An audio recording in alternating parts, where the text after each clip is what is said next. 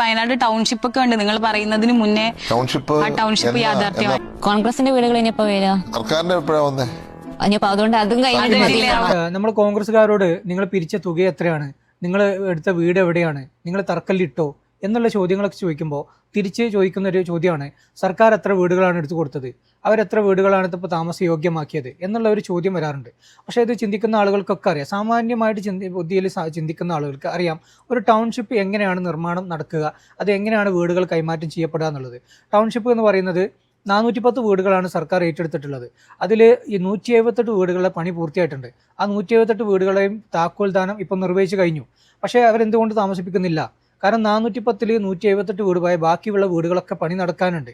ഈ വീടുകളൊക്കെ പണി കഴിഞ്ഞതിന് ശേഷമാണ് അവിടുത്തെ കുടിവെള്ളം സ്ഥാപിക്കുക, വൈദ്യുതി ബന്ധം സ്ഥാപിക്കുക, റോഡുകൾ റെഡിയാക്കുക, അവിടുത്തെ ടൗൺഷിപ്പിലുള്ള ലോണ്, അതുപോലെയുള്ള മറ്റുള്ള എല്ലാ ബൗണ്ടറികൾ, ഗ്രൗണ്ടുകൾ, ഇതൊക്കെ ഒരുപാട് കാര്യങ്ങൾ അതിൽ വരാനുണ്ട്.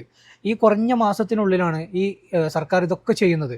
അവിടെ തന്നെ അതിനുള്ള എല്ലാ സംവിധാനങ്ങളും കൊണ്ടുവന്നിട്ടാണ് ഈ ടൗൺഷിപ്പ് നിർമ്മാണം നടക്കുന്നത്. അപ്പോൾ നിലവിൽ താക്കോൽദാനം കൈമാറിയ വീടുകൾ ആളുകൾക്ക് അവിടെ താമസം കൊടുത്തു കഴിഞ്ഞാലും അവിടെ ബാക്കിയുള്ള പ്രവർത്തനങ്ങളൊന്നും നടക്കില്ല. ഇത് 100 വീടോ അല്ലെങ്കിൽ ഈ 30 വീടോ 20 വീടോ എന്നൊന്നുമല്ല എടുത്തു കൊടുക്കുന്നത്. 410 വീടുകളാണ്. 410 വീടുകൾ എന്ന് പറഞ്ഞാൽ അത്രയും ഏരിയയിലുള്ള വീടുകളാണ് എടുത്തു കൊടുക്കുന്നത്. ഈ കുറഞ്ഞ മാസത്തിനുള്ളിൽ ഇതൊക്കെ ചെയ്തു തീർക്കാൻ വേണ്ടിയിട്ടുള്ള സമയം തീർച്ചയായിട്ടും വേണ്ടി വരും. ഇത് കോൺഗ്രസിനോട് ചോദിക്കുന്നത് എന്താണെന്ന് വെച്ച് കഴിഞ്ഞാൽ അവരെ ബാങ്കിൽ ഡെപ്പോസിറ്റ് ആയിട്ടുള്ള തുക റെഡിയായി നിൽക്കുകയാണ്, അവർ സ്ഥലം എടുത്തിട്ടുണ്ട്, എന്തുകൊണ്ട് ഇതുവരെ അവർ വീട് എടുത്തു കൊടുത്തില്ല, ഒരു നിർമ്മാണ പ്രവർത്തനം പോലും നടത്തിയിട്ടില്ല?